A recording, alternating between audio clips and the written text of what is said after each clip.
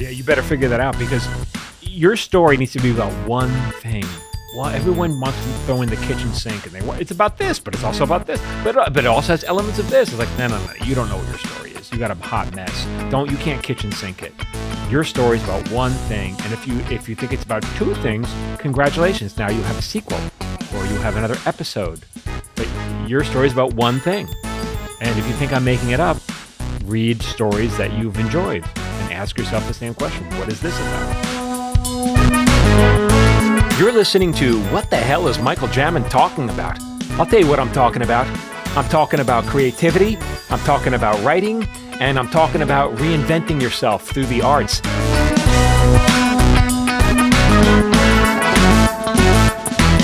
Hey everyone, welcome back to What the Hell is Michael Jamin Talking About? And today I'm answering your questions, and I'm back here with Phil. Welcome back, Phil.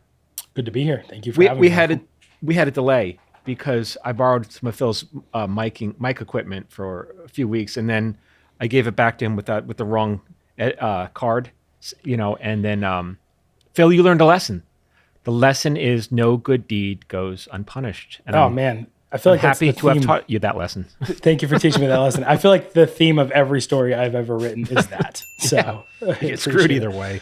Just so everyone knows, sometimes high tech is low tech, and we have these awesome Zoom recorders, and they only allow you to have a 32 megabyte SD card. And in the American way of gluttony, we bought massive SD cards for the podcast and missed an SD card somewhere. So here we won't run. But we're back, and we made it work. We had a little delay, and so today, I have these webinars every 3 weeks or so, where I talk to people about writing, and anyone's welcome to join. It's free. Go to michaeljamin.com/webinar for the next one. And we have a rotating list of topics that I cover, and they're all writing related. And so these are some of the questions I didn't have time to answer during these webinars. Yeah, and you are often testing new subjects too. So if you've attended them in the past, make sure you come sign up so you can get into those. Yeah. All right. Well, we've got several topics, and as we do, I tend to group these together based on subject matter.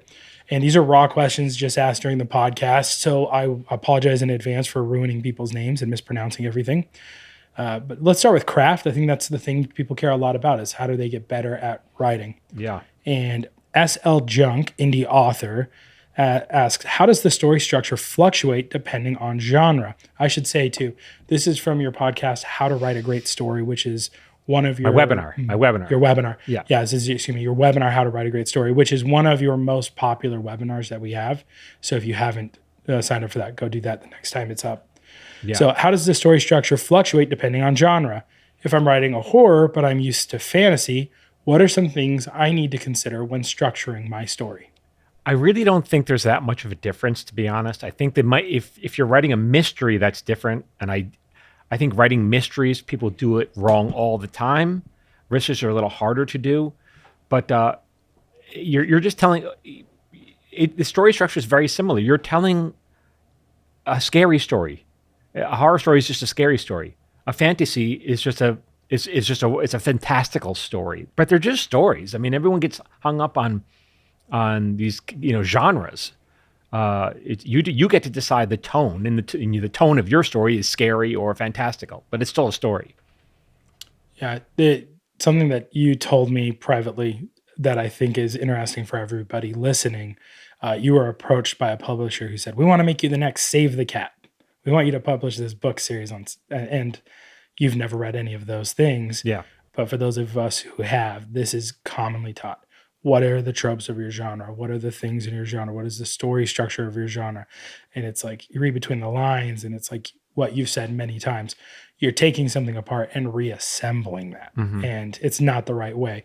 You need to start with structure and then move forward. It's the same reason you do a foundation and then a frame, and then you do the rest of the house. Yeah. You can paint the house any color you want. And that's this, whether it's scary or funny or dramatic or whatever, that's just color paint. But the house still looks the same. For the framing still looks the same, regardless of what paint you want to put on it. Awesome. Just Mason May.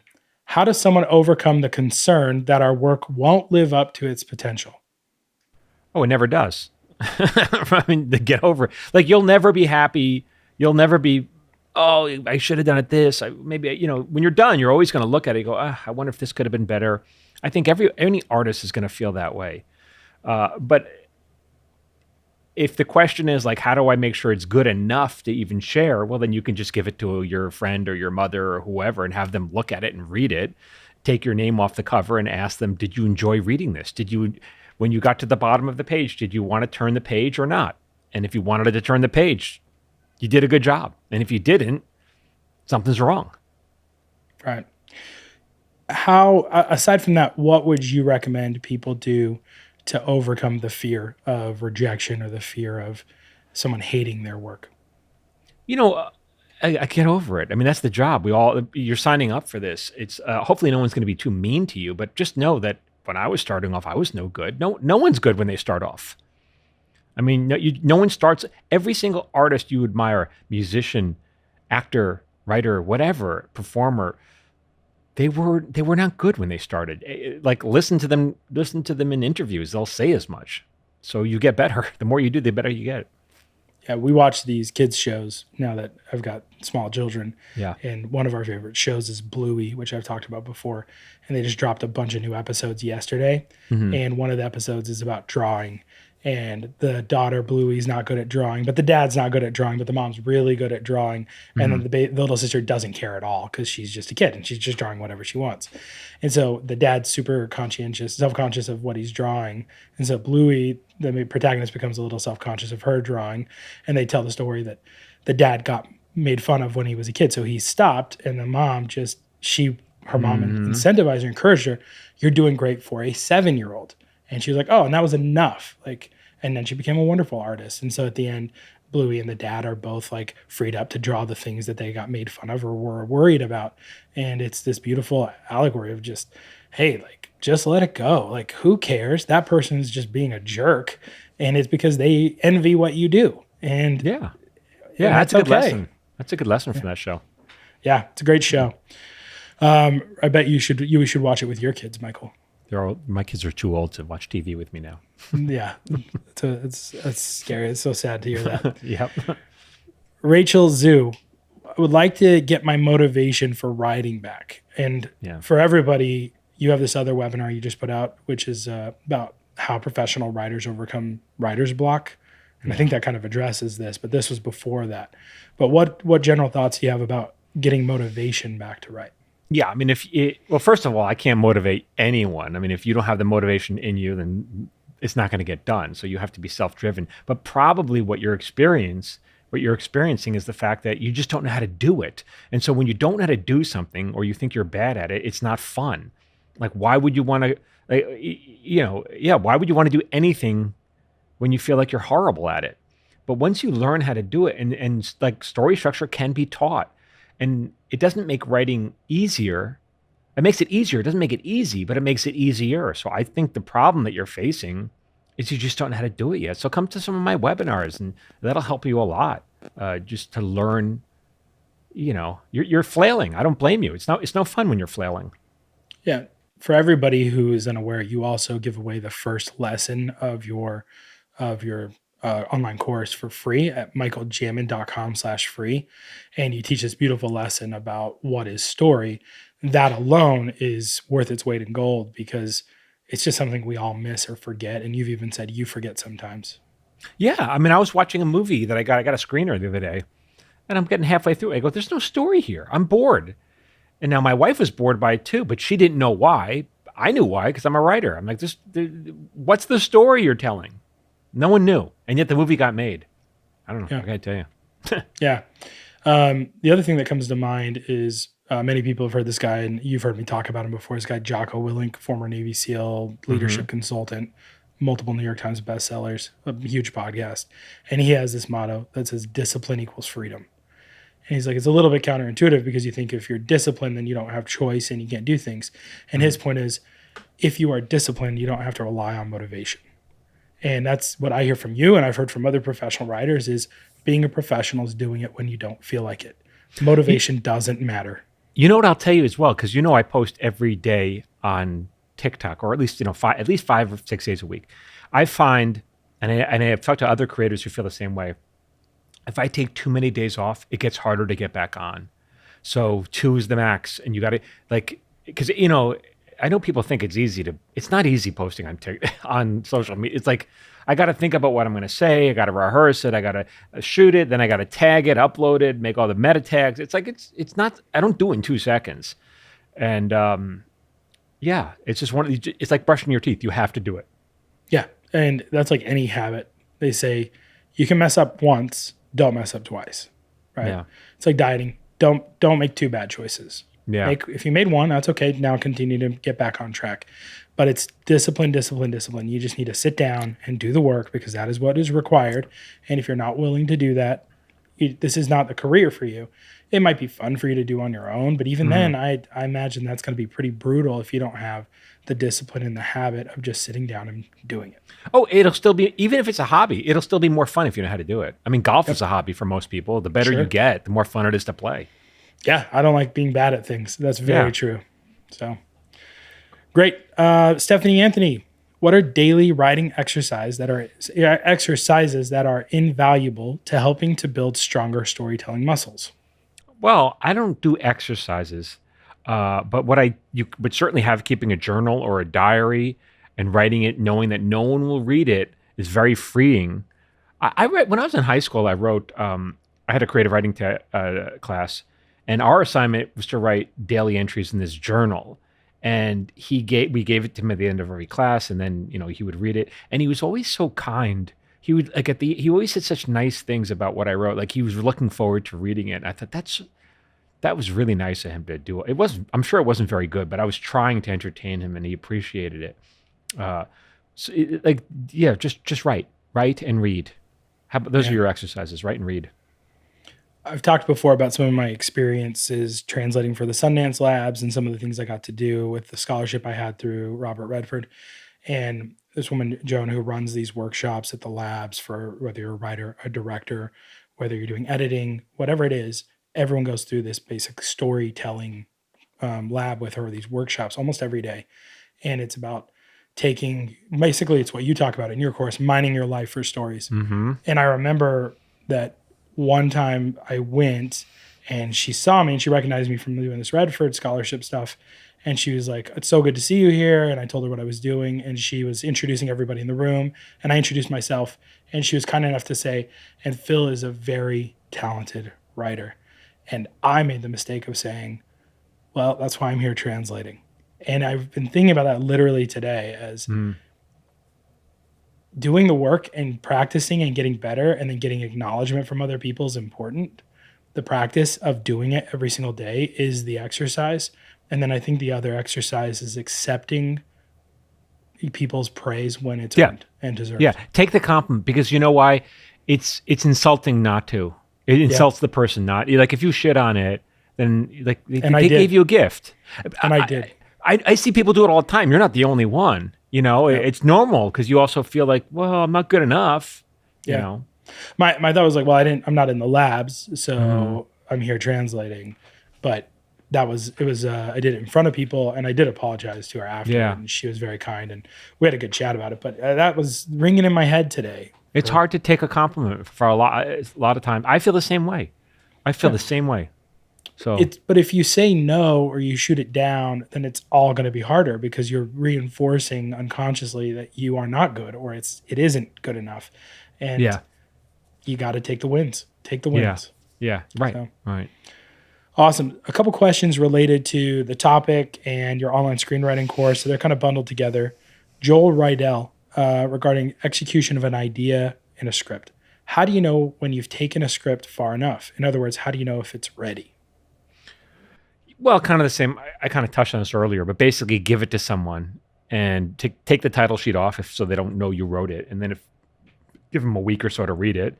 And if they get to page 20 and they ask, they're going to say, "What do I know? I'm not a Hollywood director. How do I know if your script is any good?" And you say, "Well, no, when you get to 20, do you want to read more? Does it feel like I gave you a gift or a homework assignment?"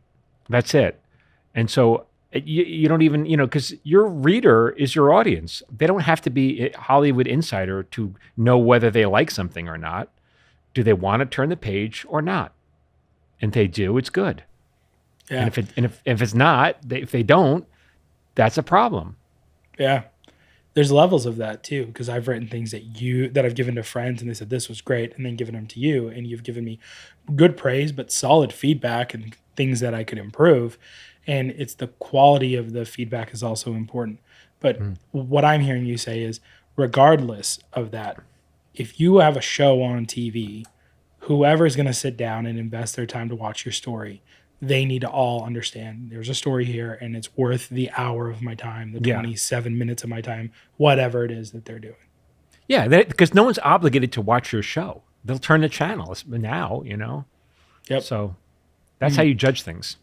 yeah. Are you ever at a point when you write things where you feel you've done enough? Like, I'm happy with that one. That one's good to go.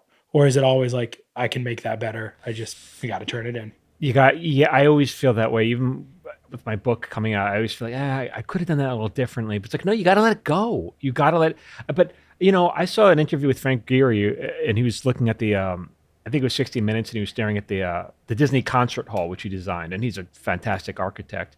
I think he was with Leslie Stahl, and they were admiring his work.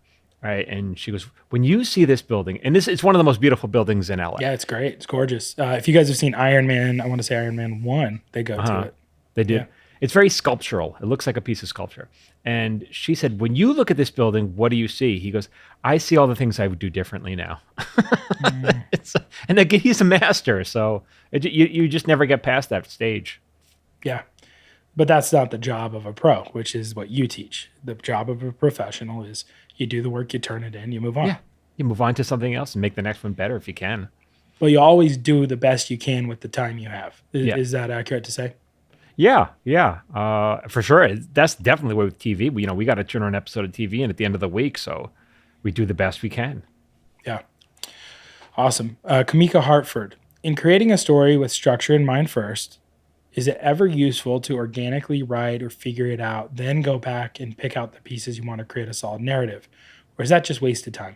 This is in regards to Greta Gerwig's process. And Yeah. it's a little bit different than Yeah. most people. That's a great question. And if you were writing a movie on your own time, sure, you can write it. You don't have a time schedule. You could take 4 years to write your movie. And if you want to discover it organically, and if you understand how to do that, if you understand what that means, it means you have to write, and then you figure out what the story is. And then once you finally find the story, you can go back and rewrite all the other stuff that's not the story, and then fix it. But you still have to understand what story structure is to know what you're fixing. If you were to work on a TV show, though, you don't have that luxury. You're on staff with a bunch of other writers in a room, and before one word is written, you break the story on the whiteboard, and then you outline it. You just don't discovering the story. Everyone agrees on what the story is in the writer's room. So it's a very different process. One is more organic. The other is definitely more efficient. So You said everyone agrees, and I've yeah. been in the room where I've seen people not agree with the Well, showrunner. when I say everyone agrees, I mean the showrunner agrees. Yeah. So just for a point of clarification for people, it is not your job to approve every decision in a writer's room. Yeah. But like you said, when you're writing something for yourself, you have the luxury of doing that. Yeah. So yeah, fascinating question and answer. Thank you, Camila. Yeah. Gleb Strelin, how can I bring my vision to life through a screenplay? How can I bring my vision to life? Well, I'm not really sure are they asking how do I sell it, or how do I? I think what I'm hearing from this question based Mhm. on the topic is, all right, so I've got this vision for what I want my story to be, and I've chosen screenplay as my medium. How do I get what's in my head on the page and You know do it what? justice? I saw this short by Wes Anderson last night. I can't remember what it was called. Damn it. I don't remember what it was called. It was with Rafe Fiennes and Ben Kingsley. It was a half hour long, and it was typical Wes Anderson. Only it wasn't shot like a movie. It was shot like a stage play, and so the character would talk, and behind the character, the sets would move and in would fly in this different set. And then he'd pretend to walk, and then he'd be in a different set, and like it was wonderful to watch. It was so creative, but on paper, it's the most boring thing in the world. You can't. There's no magic on paper. You have to see it. So if that's what you want to do, you're going to have to just build that yourself. You're going to have to. You got a phone, you got a camera, you got friends. Make it yourself. And don't spend a lot of money. Spend whatever you think it's going to cost. I guarantee you, I can shoot it for much less, because it's not about the money. It's always about the words. And the more creative you are, I did a bunch of commercials that I wrote for. I was just about to talk. Were you going to say that? I was, yeah. For Twirly Girl, my wife had a company called Twirly Girl, and we shot all these commercials, and I wrote and produced them, and I hired a bunch of high school kids to shoot it as my crew. And the sets, like I built the sets out of cardboard. Literally, I got cardboard boxes and I built everything. And the fact that it was made out of cardboard made it funnier. It made it silly. But tonally on point too, because it's a children's clothing line, right? Yeah. But it was magical.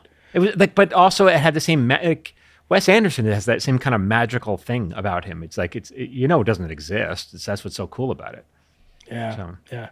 For those of you who haven't seen them, are those published anywhere? Are they on like Twirly Girl YouTube? I know we have them in your Vimeo account. I've seen them. I know there. I mean, I think you can see some of them if you go to twirlygirlshop.com. Would you ever want those published on your site just as examples? We could do that. Do you think someone is interested? We should put some there. Why don't you guys, if you guys are listening to this, just go comment on Instagram and just put hashtag Twirly Girl in the comments. And so we know if you guys want to see them, we can load them up on your. Yeah, we can make a page of that. But it's probably a good idea, Phil, because I think it should be inspiring. Each of those commercials, they're about 3 to 5 minutes long. Whatever. Maybe they're 5 minutes, but I cut them down to 3. And each one cost. The first one I think was $1,200. Like you can do it cheap. You can do it cheap. My business partner, Rich, he was one of my professors in film school, actually. Mm-hmm. He's teaching at Grand Canyon University in Arizona. He's teaching film right now. And so for the final project last semester, he had them shoot a video, basically that kind of commercial for a pickleball brand. Mm-hmm. And the thing looks incredible. There's amazing camera. There's like crane movement. There's drones. It looks good. And $128. Yeah. Oh, that's great. That's great. Yep. Yeah. Yeah. It looks like it was $10,000. Yeah. Now, is it going to perform as an ad? I don't know. But the quality was definitely there. Right. And what I'm getting to is when you talk about getting your vision to life, it is the job of the writer. It is the job of the writer to get the vision on the page so that anyone who reads it can see that vision. Yeah. But it is the director's job to take that and work with the art department and everyone else to expand it. Or in TV, the writer is typically the showrunner, right? That showrunner has that same capacity to get the vision made. Yeah. Beyond doing it yourself, I think the other piece of advice that I might give would be you need to understand your craft. You need to understand what a screenplay looks like, and your formatting and your own style and tone are going to influence your ability to do that on the page if you're not going to produce your own stuff. Yeah. And I don't mean that to counter contrast with what you're saying. It's just the person who's not going to go shoot those things. If you're just talking about it from a writer's perspective, you got to have your story there. The structure has to be sound, and then you need to be able to use the words and the style and format of screenwriting to get the job done to convey that vision. Yeah, and as you were talking, I forgot to tell you this morning on TikTok, someone tagged me and they said they're in law school and that they're taking an entertainment law class and their professor assigned them to watch my channel. That's awesome. Why? I don't know why. What a weird homework assignment. Love it. Maybe he's going to just like call out all the things that you could be sued for. Yeah, maybe. Right? That's wild, man. The world's shifted in the Michael Jamin sphere here.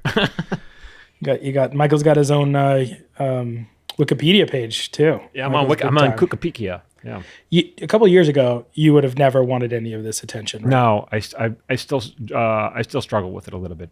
I still struggle. Yeah. Just highlighting that for everybody here who's like struggling to put their stuff out there, because that's what a lot of these questions are about. You wanted to do something, just publish this book. And you said, what do I need to make that happen? Yeah. It's been over 2 years in that process, and your book will be coming out pretty soon. Yeah, we'll do a special episode on that. But yeah, when I'm yelling at you guys to build the damn mountain, to build it yourself, I just want you to know everything I recommend either I have done or I'm currently doing. So I'm not talking out of my ass. So, Zero hypocrisy here with the recommendations, and I will defend you on that because I Thank see it you. happening. Yeah. All right, Sucks to Suck has a question. Okay. Great username. Story build, planning the path of the characters. Like this is a statement. It's not a question. But when you're story building, how do you find or plan the path for your characters? What are their arcs? Yeah, I mean that's something I teach in my course, my screenwriting course. Come sign up, michaeljamin.com/course. But I like that's not a 30-second answer. That's a 14-hour course. So yeah, come Yeah. to my webinars.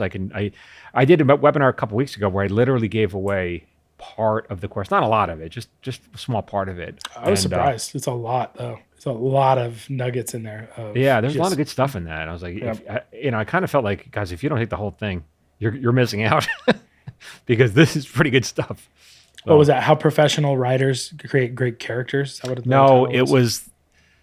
I don't know. It was not. It was might have been getting past writer's block, or what was the one? So after they're that? both of those are pretty good, and I think you've given a lot of new context and a lot of context in there for that.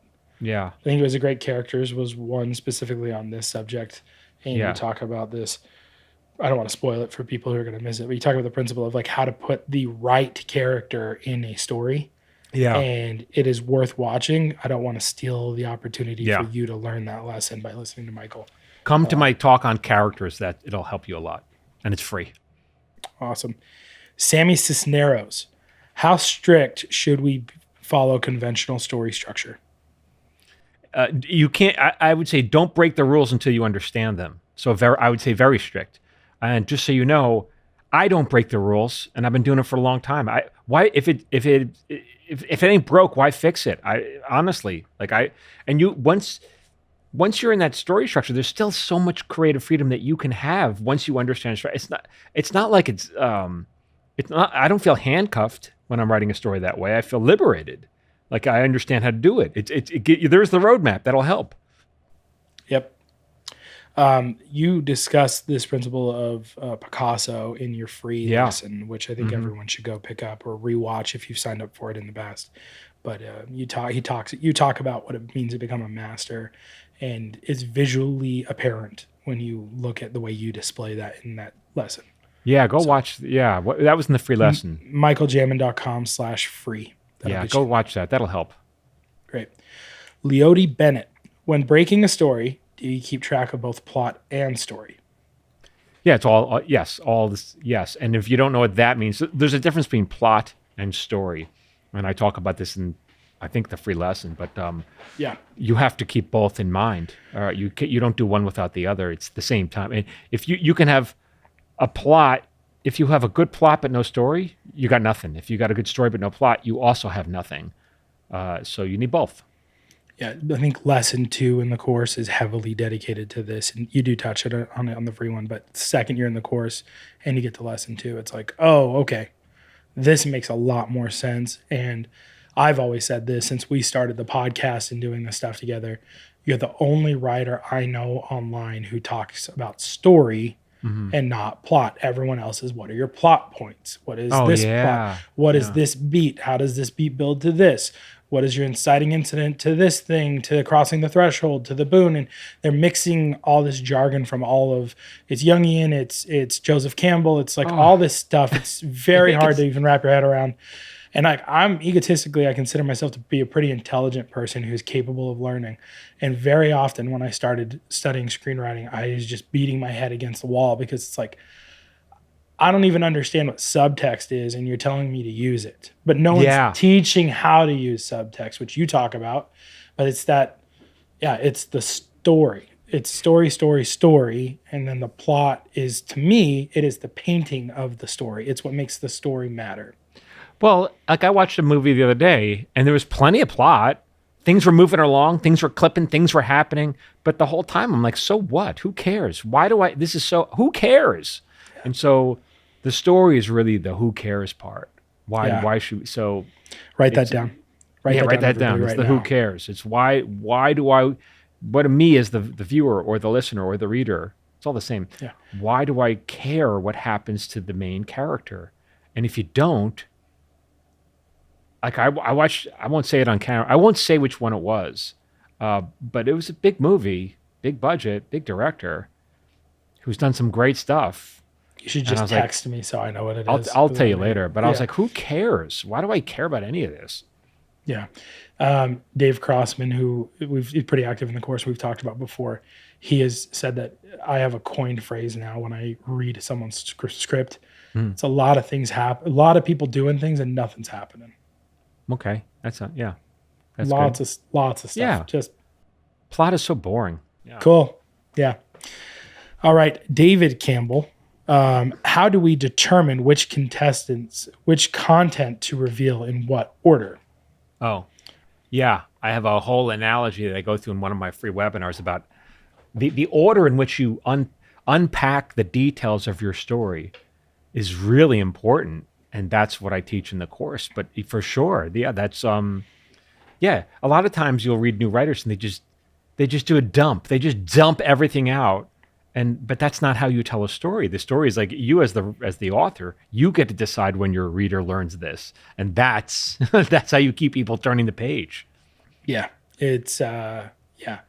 I have bought a lot of self-published books from friends Hmm. and people I went to film school with, and some are good and some are like, wow, what you just put in a chapter could have been a whole book. Hmm. And you ended this chapter in a place that makes zero sense. And it's because of the way they're laying out the story. They have so much they want to say, they're just rushing through it, or they have Hmm. so little they want to say, it's dragging on. Yeah. And it's, to me, I think that's what we're talking about, story structure. Yeah. If you understand structure, then the artistic way you unfold that story, unravel that story is your craft and your voice. And the person who comes to mind for me is Guy Ritchie. I think Guy Ritchie does that masterfully in his Hmm. stories. Yeah, I'm working on a story right now, which I'm writing, and there's one of two ways I want to write it, and so I'm not sure which way I'm supposed to do it, but I'll choose one and I'll go down that path, and if I find it halfway through it doesn't work, I'll go back and do the other way. So you're You saying know? you're not married to the words you wrote. Yeah, They're not yeah. precious, written in stone, and can never be changed. No, it's all about yeah, exactly. I'll toss. I've tossed out so many stories, Yeah. that weren't working, but I'm always thinking about what's the best way to compel the reader to turn the page. High level note there, guys. Write that one down too. Write it down. All right. Paul Gomez 790. Should a story center around subject or a character? Is there a different approach for each? Um, What I'm hearing with this question is, should I focus on theme or character when I write my story? I honestly, I think you focus on a character and then the theme comes a little bit later. But I've seen some movies where the very interesting setting, very interesting subject matter, very interesting. But I'm because I don't care about what the character wants, and I'm not invested in the character. I was very unsatisfied with the movie, even though the subject matter was really interesting. Yeah. Previous podcast episode we've done, we talked about basically picking a word.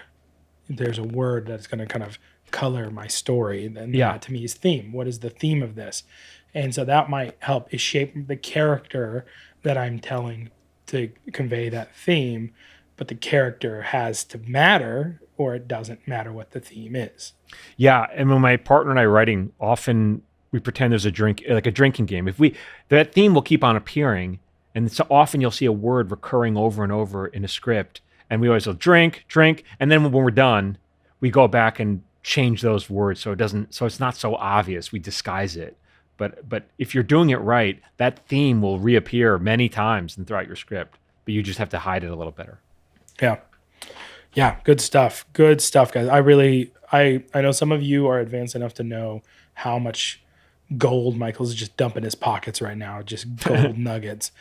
For those of you who are newer, this is worth re-listening to so that you can pick up that gold, because this is stuff that will shape you. And I would come back and listen to this one 6 months from now, because you're going to be at a different place as a writer and Yeah. look at different things. I've definitely seen that even just listening to our podcast with questions I've asked you. The Yeah. answers that I got 2 years ago apply very differently to me now. I'm a father of 2 kids now. Yeah. I'm like dealing with all these other different life issues than I was 2 years ago. And that affects the way I tell my stories and what things I want to talk about.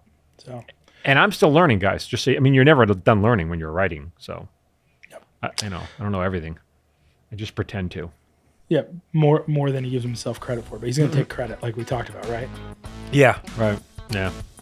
Hey, it's Michael Jamin. If you like my content, and I know you do because you're listening to me, I will email it to you for free.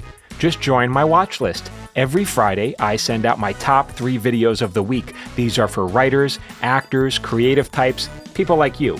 You can unsubscribe whenever you want. I'm not going to spam you, and the price is free. You got no excuse. To join, go to michaeljamin.com/watchlist. And now back to what the hell is Michael Jamin talking about? All right. Is that my voice? Asks the beats. Is that what we are referencing here when we talk about story structure? Are the beats? The question is what? What's the question? Yeah. So the context of this is from the webinar, How to Write a Great Story. And when you're asking the question, like, what is a story or what is story structure? They're asking, are you referencing beats? Is that what you mean when you say story structure? They're beats. So there are about 7 or 8 beats in every story. And it doesn't matter whether you're writing a half hour, an hour and a half feature, whatever, that you must hit, in my opinion, in order for a story to feel fulfilling. And so those are the beats I talk about. And one is at the bottom of Act 1, bottom of Act 2. These are all important beats, and I teach that. But yeah, and there's still some creativity you can have. Well, a lot of creativity you can have once you know those beats. I want to highlight something because I know you don't read any of the other advice that people are giving. And again, a lot of these people are not writers. In my intro to storytelling class, which is like writing 101 in college, my professor asked this question, like, how many beats are in this thing? And he'd have us watch a movie and count the number of beats. And then he put up this image on the board, and it was 40 beats. And he says that every feature should have about 40 beats. Now, that's the difference between sequences and beats. And you can tell this is getting very confusing, right? Yeah. But this is the formulaic approach that is very confusing and, shackling to people who are starting out. And what you're saying, I don't want people to misconstrue what you're saying by saying there should only be 8 moments in a script or 8 scenes. No. But he was describing scenes as beats and how you progress through things. And that comes from a book, and I can't remember which book, but it lays that out. That's just too many to. How are you going to keep all that in your head? I feel like 8 is manageable. 8, not 8 scenes, but 8 moments that you have to hit, and then it's just like when you go from A to B to C to D. Like you can take a little side trip from A to B, but you still got to get to B. Yeah, and I think that like USC and UCLA, I think they use what they call 8-beat story structure, which mirrors pretty close to what you teach. But you'd expect that because they're proper film schools taught by professional writers, directors, producers, editors who are just doing that now because they've moved out of their first career. Yeah. So yeah, I just want to make sure people are not misconstruing the two or conflating them. NRS creates. How can a series pilot with more than 8 main characters work without story overload? You wouldn't want to have that many. Go back and watch some of these old pilots, or any pilot. Even towards whatever season 5 or 8, they may introduce a lot of new characters. But in the pilot, how many characters were in the pilot? And if it's a sitcom, you're talking probably 5 or 6. It's if an hour long, you're gonna have a few more. You might be 8, but you should be able to service 8 characters in an hour-long story, so it shouldn't be a problem. It's when you start growing the cast, it gets more complicated. Yeah, I think Lost is a great example of this. Yeah. Tons of people, plane crash, there's mayhem happening all around you. And we're like looking at 4 or 5 people. And then as the series goes along, they introduce more people and the stories become more complex and there's side things happening. But in the pilot, which is 2 hours, I think J.J. Abrams and Damon Lindelof did that masterfully. Yeah, great pilot. Richard Monroy, life, death, rebirth. These themes are found in art. How can this be applied to screenwriting? Well, I mean, what else are you going to write about? You're going to write about all events that happen to you in life: jealousy, anger, love, betrayal, vengeance, whatever. That's what you're going to write about. So you're going to, life mirrors art, and art mirrors life. Yeah, I think that ties back to our theme as well, right? You pick your theme, and then that's the thing you're deciding to talk about, and then your characters and the story and the plot all play to paint that picture. David Campbell, another question here. Do you have to write a log line for every episode or story? Yes. One of the things I, when my partner and I run a TV show, what we make all the writers do, including ourselves, is we write after the story is broken on the whiteboard, and one writer is chosen or a team is chosen to write that script. The first thing they got to do is write what we call a book report, which is like a one-page summary of what we just discussed in the writers' room for past week. And this is not as easy as it looks. Like we need to make sure everyone's on the. Did you understand? Were you paying attention? Did you understand what we finally agreed to? And before, at the top of that book report, we make them write a log line. What is it about? What is this episode about? And it's amazing how that one simple thing can really, really be beneficial. I never assume anyone understands what it's about. And sometimes I tell a story that a couple of years ago, I think it was on Tacoma. My partner and I were writing an episode. We're writing the outline, and we're figuring out these scenes. We start arguing over what the scene should be. And I was like, I'm right. And he's like, he's right. And I'm like, wait a minute. What do you think the story's about? And we didn't agree on what the story was about. We literally didn't agree. So we stopped and went back to the whiteboard to figure out what the story was about. Even though we had spent a week working on it, we couldn't agree. So yeah, that's how much it matters. I don't know that there's anything to add to that. That's great. Henry Wind. As an audience member, I'm really trying to catch the details in the dialogue so I can understand what is happening in this scene between two actors. How do you deepen subtext? Well, characters often don't say what they're actually thinking. And so that's the difference between writing directly and writing indirectly. And I talk about this in the course to greater detail. But, writing directly is, I'm really mad at you. You hurt my feelings the other day when you said this about, that's writing directly. Writing indirectly might be just me ignoring you or me telling you your hat is stupid. So, what I'm saying? I'm not really, I don't, who cares about your hat? I'm really mad about you for what you did. And so that's the difference. And the more indirect you can write your writing, the better, the smarter it seems. Yeah. It's amazing how this is human nature, though. Like just last night, my daughter, she just turned 3, and so she's throwing a little bit of the terrible 3 tantrums. I've heard terrible 2s, but it's really the 3s is what every parent says. And she wanted to do something, and we said, no, it's time for bed. And so her stuffy is Cobb the cow. And she's like, I don't want Cobb in my bed. And my wife, who's wonderful, says, because you're mad at us, just because you're mad at us doesn't mean you should take it out on other people. Yeah. And she said, okay. And then she cuddled her little stuffed animal. But it's human nature to do this. Yeah. She didn't say, I'm mad at you. She's like, I don't want Cobb in here. I don't want, Right. I don't want to sing songs. I don't want to read a book. She's mad at me. She's writing indirectly. She's a writer. Yep. It's human nature. The beautiful things you learn from kids, man. Yeah. All right. Moving on to Breaking In. The Broken Breaking Seas. That's an apt name. Can you talk about working with a writing partner a bit? I'm very curious what that process is like. Well, it's sort of a marriage, and you get to decide who you want to marry. I've been working with my partner Sievert for close to 30 years, and at this point, there's a lot of trust, and there's a lot of. We try to argue as little as possible. It all. The truth is, I don't really care if it's his idea or my idea. I really don't. If it's his idea, great. That's one less idea I have to come up with. It's not about my ego, and it's really about what's best for the work. And then, great. I mean, it helps to have one. It helps to have one bounce idea. We can bounce ideas off each other, and often he'll shoot down my ideas. Whatever. I don't really care. It's really about getting the work done. Yeah. We did a whole episode about writing with partners on the podcast, so go check that out as well. Yeah. All right. Moving on to miscellaneous questions. So, and we got about 10 left, Michael. Does that sound good? Sure. We can hit those in the next 17 minutes and wrap Sounds this up good. in an hour. Great. Lisa J. Robinson. For a beginning writer, what program do you recommend to write a script that is very user-friendly? Imagine that. Imagine that. Right. Didn't even know, Michael, this question in October would serve you today.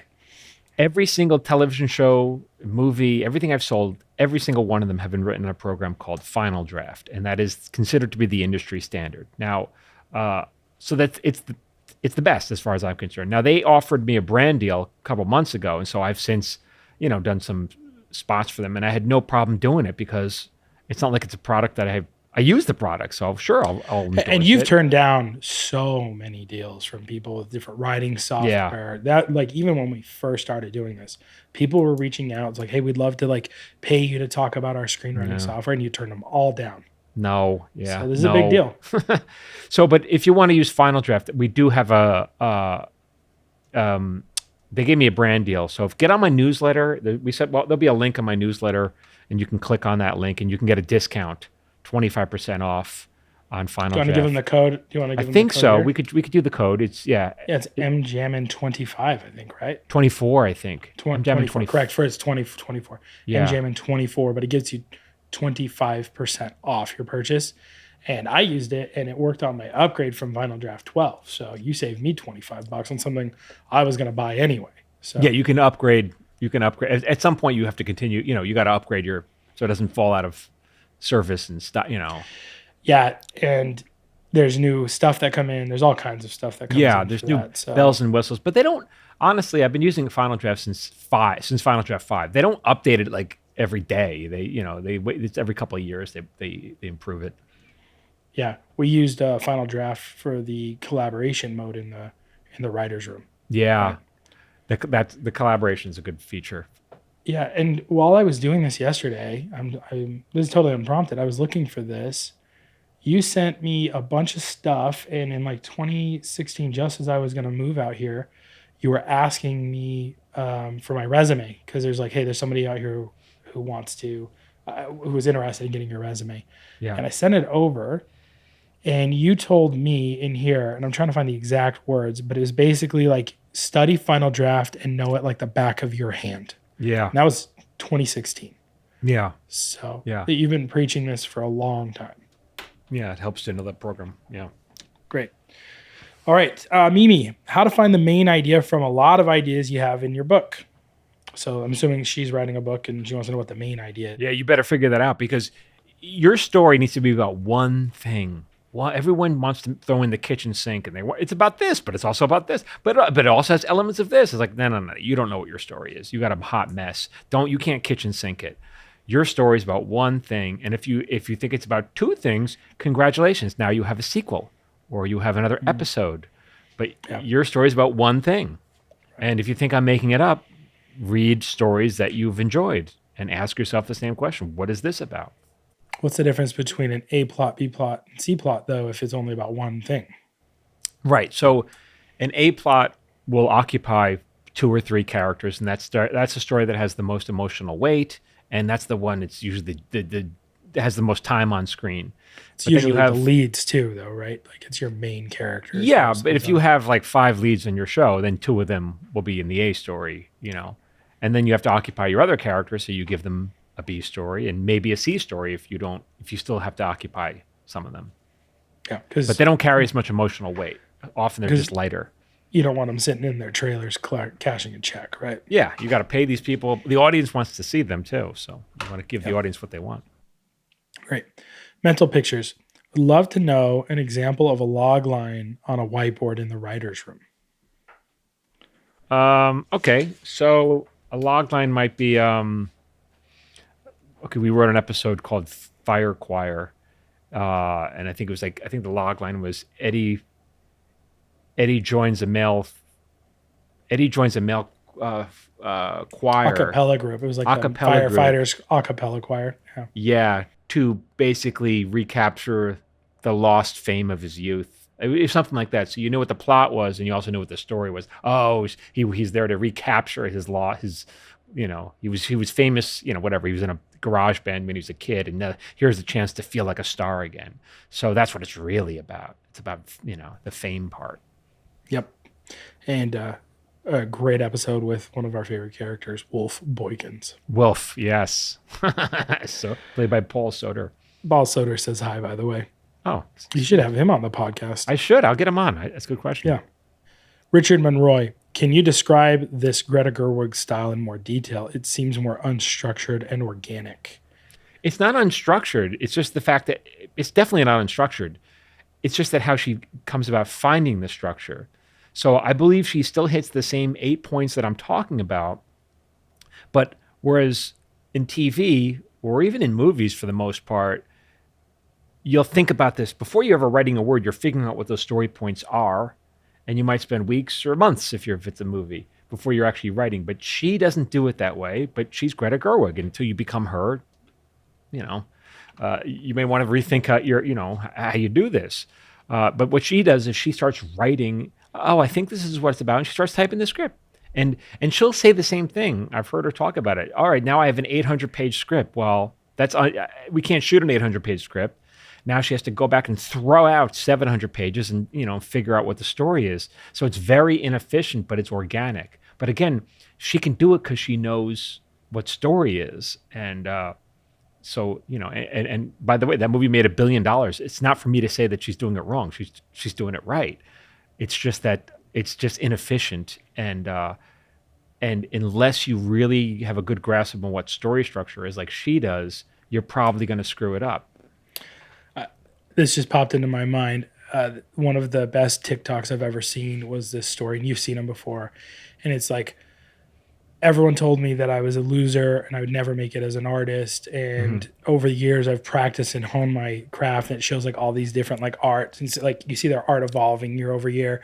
And now here I am, and look what I've done. And then they show like the worst drawing of a horse you've ever seen, and it brought me to tears because it's mocking this thing, which is like, the reality is you can't be a 1 year in writer or a 4 year in writer and think that you can write the way someone's been writing for 20 years. Well, you also can't do it, but think you're going to paint or draw the way in 1 year or 2 years, the way that Picasso or Van Gogh or anybody else has done who's devoted their life to that craft. And it's effectively what I'm hearing you say is she's earned the right to do things her way, and it shows in the box office. Yeah. And that is not an excuse for you to do it that way. And that's not to say you won't do it that way, but you have to learn structure and process and all of those things. Form, light, balance. You have to learn those things before you can make art. And it's not easy for her. I saw an interview where she was saying, like, every time I sit down, I'm like, I don't know how to do this. It's like you're starting from scratch. I feel the same way. It's like, I don't really know how to do this. I do, but I still feel like I don't. It's hard. Yeah. Yep. I saw that interview too. And that's what, going back to what we talked about earlier, that's the discipline. It's hard, but she sits down and does it. And then she's able to get $1 billion box office. Yeah. And sometimes I'm writing, I'm like, am I saying too much or am I saying too little? What am I taking my audience, am I insulting their intelligence by saying too much, or am I taking their intelligence for granted? That's a hard question. Yeah. EG wants to know, what if the notes you receive from the higher ups make the story worse? Often it does. Your goal is to try to give them what they want without making the story too much worse. And what can I tell you? Sometimes, they're not writers. So often that's the give and take. You'll argue with them. You're almost never going to win the argument. And so you have to give them what they want. They're the buyer. And so sometimes people say, sometimes it makes it better too. But people often say, like, why does TV suck? Well, there's a lot of people involved, and a lot of people have opinions, and they all want to be heard. Yep. I've worked with actors who've had notes who make the story worse. What are you going to do? That's the job. That's why it's life. I've talked about this documentary before, but showrunners, which you can find in a bunch of places, they talk about in the interview a pretty well-known actor. I'm blanking on his name, but he talks about how at a certain point, right, the first year, it's the showrunner story. The second year, it's the showrunner's story. The third year, it's kind of a balance between the actors and the showrunner. And then the fourth, it's kind of the actors because they are the characters. And his whole opinion here was, I think famously he got in an argument and a heated battle with the showrunner who created the show, and the showrunner got fired because because he was the star of the show. And he said, it's my job to protect my character because that's me and who I'm playing. And I was like, yeah, that's just the reality of this. Yeah. It's none of it's yours. You can't. That's the funny thing is like, yeah, the showrunner hires all the actors. It's their show. They sold it. They created it. But at some point, if there's an argument between the actor, the star, and the showrunner, you can always get a new showrunner. The star is on camera. And so the star is going to win that fight 9 times out of 10. Yeah, pretty interesting. Go check that out, guys. Yeah. Richard Monroy asks, if you're an independent writer, do you ever reveal what you're working on in early stages? Some people tell you no. I mean, some people will say don't reveal your dreams to anybody because people will tell you how stupid it is for you to dream. So why keep it to yourself? It's a personal choice whether you want to share it or not. Yeah. My opinion is screw the haters. Screw the haters, but also, I mean, you can also put it out there and maybe they hold you accountable. Well, now that I went on record saying I'm going to do this, I better do it. For a lot of people, that's some strong accountability. Saying I'm going to do something. Yep. Yeah. Eagle Boy 71090. How strict should we expect Perspective Studios to be about the page length of a historical drama limited series? I've seen some episode ones that are nearly 80 pages for an hour-long show. Listen, the question is, who do you think you are? I mean, when you write your script is a writing sample, and that's it. Stop thinking about what I'm going to sell it for, how much money I'm going to make. Some people ask me, how much money can you make as your first? Like now you're spending the money. Like your job first is to write a great script. That's it. One episode. You don't have to stop. Don't worry about episode 12. Writing that one first great script is damn hard enough, and it's a calling card and it's a writing sample. So don't. Some of these questions are for people like me. This is a question I might ask a fellow showrunner. I might ask them that question because this is stuff that we have to worry about. But you don't have to worry about this. Yeah. Big note there too. That this is like the big takeaway I've gotten from doing this work with you over the podcast is everything is a writing sample. Mm-hmm. If it sells, great. If it's good enough to sell, great. But right now I need to be good enough to give me a job. Yeah. Get me a job. Yep. Matt Sharp. With the changes to TV writing rooms during the pandemic, do you see Zoom rooms still being a thing post the WGA strike? More to the point, do you still have to live in LA to write in TV? A lot of these rooms are still on Zoom. That's probably going to go the waste at some point. I don't know. Maybe it's going to get back in person probably sooner than later. But, someone made that point. I was going to do a TikTok or on social media. What are you talking about? Everything's on Zoom. Okay, but how do you get the job? How do you get the job so that you can be on a show that's on Zoom? Tell me how you do that unless you live in LA. And there's no answer for that because you have to live in LA. Sorry. There's a handful of screenwriters who work mostly in features who get to live other places. Maybe they have to fly to LA or maybe they live in New York. I follow Julia York from New York. She lives in Julie's York or Yorks, but she's in New York. And she's able to make a living out of it somehow, but it's definitely harder. You made a hard career hard. You're making a hard career harder. Yeah. Tacoma FD is now streaming on Netflix, so everybody go watch that. Go watch that. Talkoma FD, which is the companion podcast that Kevin and Steve, the showrunners, do, that dropped. And in episode 4, I actually was in the cold open, and I got put in the cold open. They talk about it on Tacoma FD. It was very kind of them to mock me a little bit and poke fun. Yeah. But what they said is basically what you have said to me all along is if you want to make it in Hollywood, you have to be in LA because they need you now. It's not to a week from now. And evidence of this is I got cast in the cold open because the actor tested for positive for COVID that day. And they said, well, this is a guy protesting pornography, and Phil is a religious dude. Let's get him out here. Yeah. And then they were like, he came out and he gave this tirade of just Christian anti-pornographic stuff. It's like he'd rehearsed it, you could tell. And it was like, I'd done acting classes with Jill and with Cynthia. I've done prep work. I've been on set. I've seen how it's done. And I was just able to go and perform in this moment because of all of that prep work.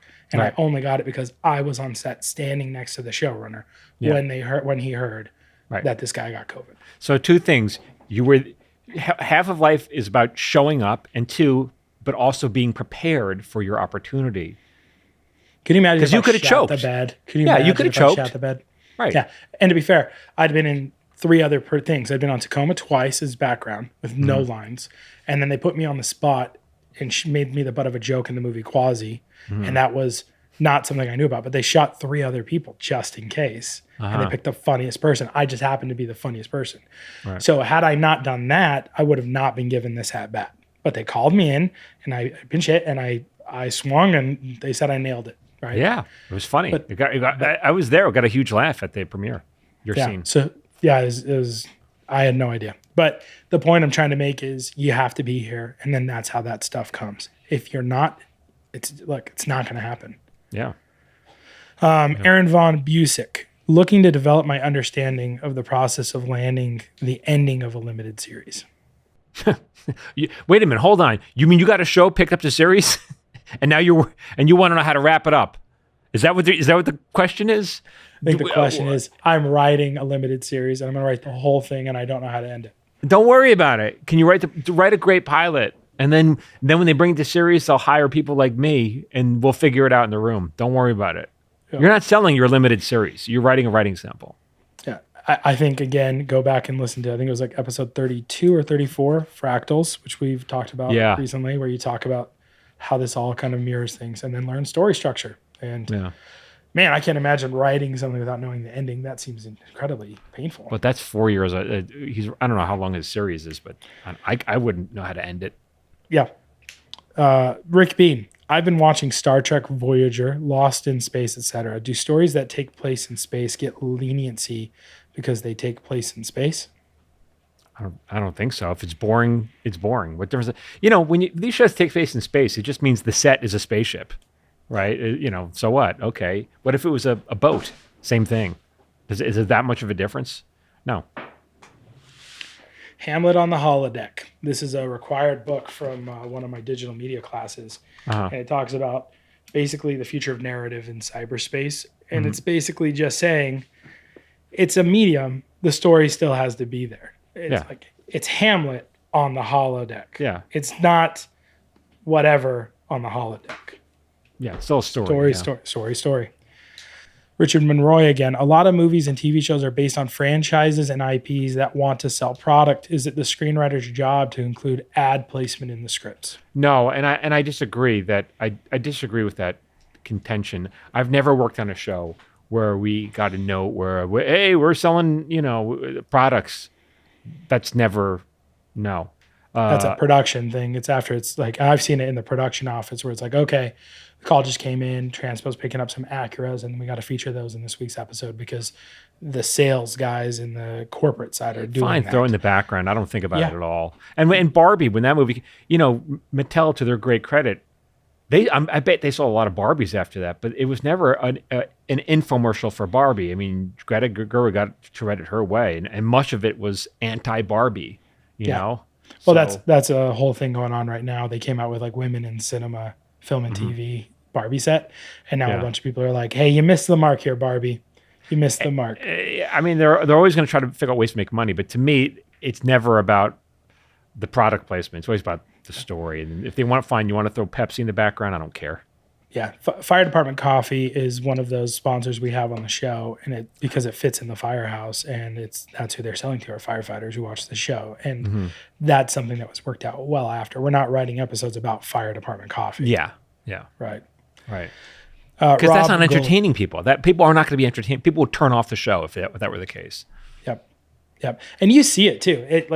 I see it a lot on broadcast TV where it's like, oh, we have to use this feature in the new, Toyota to get to where we're going. And it's like, look at us talk, and the camera sweeps there, and it's so distracting. You're not fooling anybody. So no, it's like we know what's going on. As you've always said, we got to sell more toilet paper. Yeah. I jokingly say that. Yeah, we're here to sell toilet paper, but we don't literally have toilet paper on their show. Rob Gully, how does David Mamet tell a good story when most of his plays are just people talking?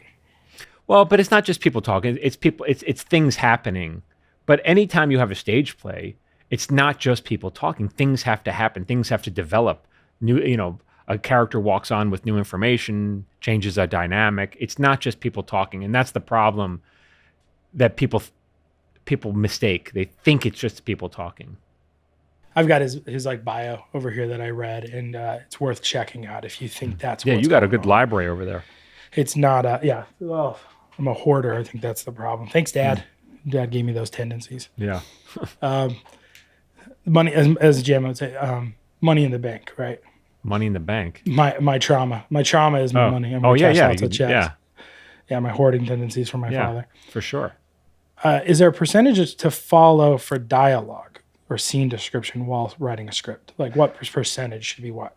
Well, just know that no one likes reading action lines. No one.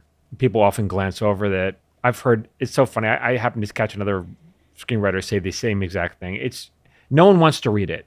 So that's why if you write a script and you could describe a car chase, okay, no one read it because the dialogue is what you want to read. So on paper, it's going to be really boring if you focus on that. If you're going to, if you're going to shoot your movie or your short or whatever, fine, do it any way you want to do it. But just know if you want it as a writing sample, no one's going to be impressed with your action lines. It's just no one's going to read it.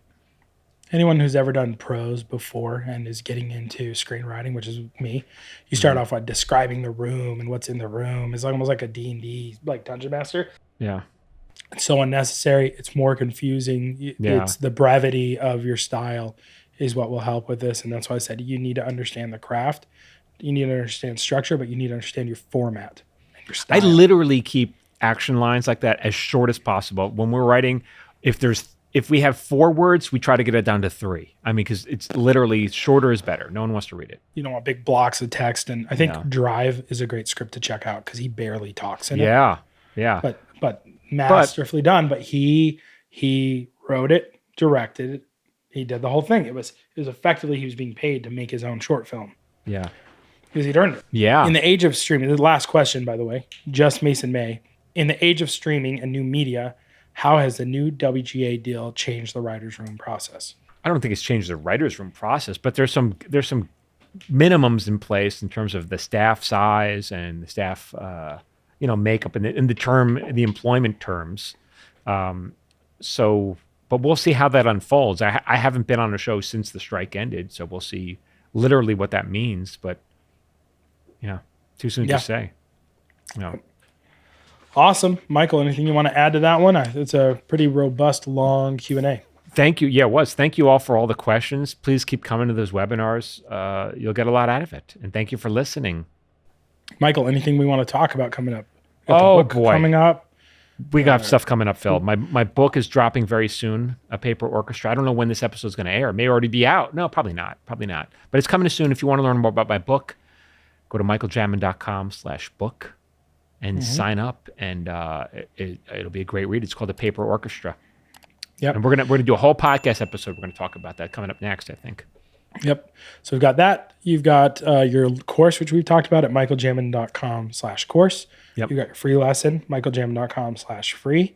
You've got your webinars, which people can sign up for at michaeljamin.com/webinar. You only need to sign up once. We'll continue to invite you to them as long as you want to stay on that list. That's all it's used for. Anything else you can think of? That's it. Get on my newsletter. Lots of good stuff on the newsletter. michaeljamin.com/newsletter. Just go to my website, poke around. There's a lot of free stuff. There's a lot of really good stuff there. Phil built the website, so we have him to thank for it. Yeah, blame me for any problems you have. And then I think #TwirlyGirl on this post, just if we want to hear if people want to know about seeing those videos on there. I think that'd be helpful. Maybe we'll slap up a special page for my commercial work. I think it's worth doing. Okay. People need to see like you do this because you tell people to do it. Yeah, that's good. Cool. Idea. Well, Michael, thank you so much. Thank you, Phil. For more, what do we say? For more, subscribe. But also, I don't know, keep writing. Keep writing. That's what we want you to do. Keep writing. Okay. Thanks, everyone. So, now we all know what the hell Michael Jamin's talking about. If you're interested in learning more about writing, make sure you register for my free monthly webinars at michaeljamin.com/webinar. And if you found this podcast helpful or entertaining, please share it with a friend and consider leaving us a 5-star review on iTunes. That really, really helps. For more of this, whatever the hell this is, follow Michael Jamin on social media at Michael Jamin Writer. And you can follow Phil Hudson on social media at Phil A. Hudson. This podcast was produced by Phil Hudson. It was edited by Dallas Crane. And music was composed by Anthony Rizzo. And remember, You can have excuses or you can have a creative life, but you can't have both. See you next week.